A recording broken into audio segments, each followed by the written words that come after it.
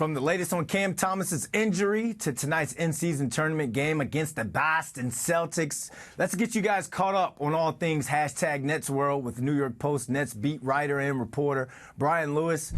Brian joins us now. Thanks for hopping on with us. All of Nets World kind of have holding their breath right now. The Nets are already down starters, Cam Johnson and Nick Claxton. Now Cam Thomas is expected to be out the next 2 weeks. You broke the story. You've got a trending article out there. I know you've done your due diligence. So can you tell us or fill us in with what you know about his status and how big of a blow is it that Cam is out to this team? Well, I mean, it's a big blow. He's their leading scorer, and he's been so good that basically even the players in that locker room who had before been saying, well, we're going to go as far as Mikal Bridges and Ben Simmons will take us, are now including Cam in that bucket. He's been that good and that important for them. So it's a huge blow.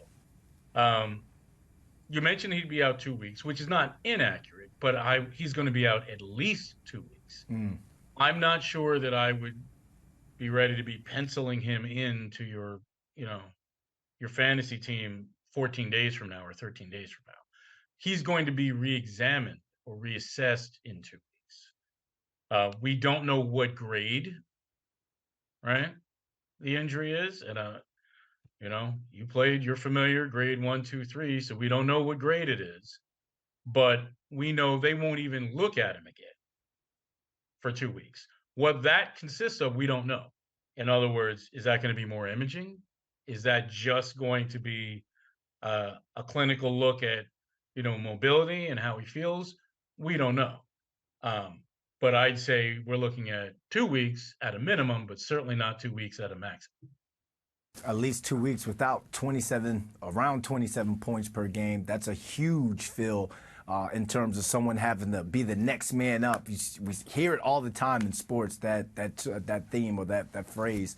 So far early in the season, has this team played above, below, or pretty much on par with the expectations that you had for them going into the season, and why? I'd say it's been above expectations because when I looked through the first 9 games, they're brutal. And I also didn't know what Ben Simmons was going to look like.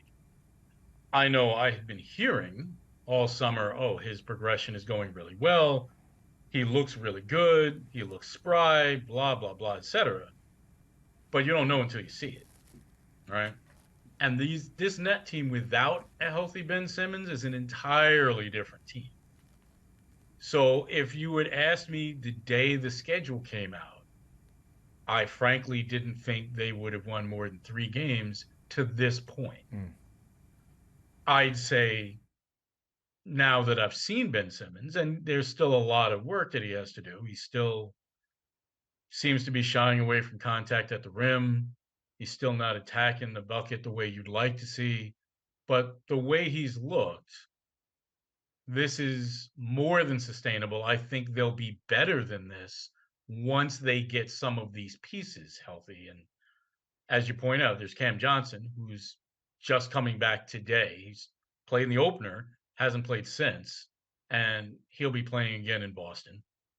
You got Cam Thomas, who's out for, as we said, at least 2 weeks.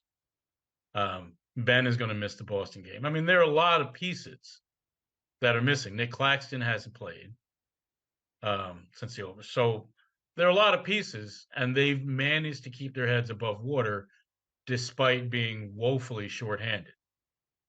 So it sounds like you're waiting for guys to get healthy, but you're still over exceeding expectations leading into it. So that's a good thing for Jacques Vaughn and this squad. Talking about a team that's playing a little under expectations, Boston Celtics. They've lost 2 straight after winning their first 5 games of the season. Down 3 starters in terms of the Nets. Would a win tonight be a statement win for this team? Well, I would think so. When you consider, listen, the Celtics are still quality. And the Celtics still, in my mind, have one of the better home court advantages in the NBA. That's a loud, raucous environment. That's a good team. I would say yes. This is a statement when to be able to go into TD Garden as shorthanded as they are, if they were to get a result, I'd say that's definitely a statement. Players thrown into starters roles or star roles, and they're going to have to put on and perform tonight against the Celtics. Thanks for joining us, Brian. Oh, thanks for having me. Anytime.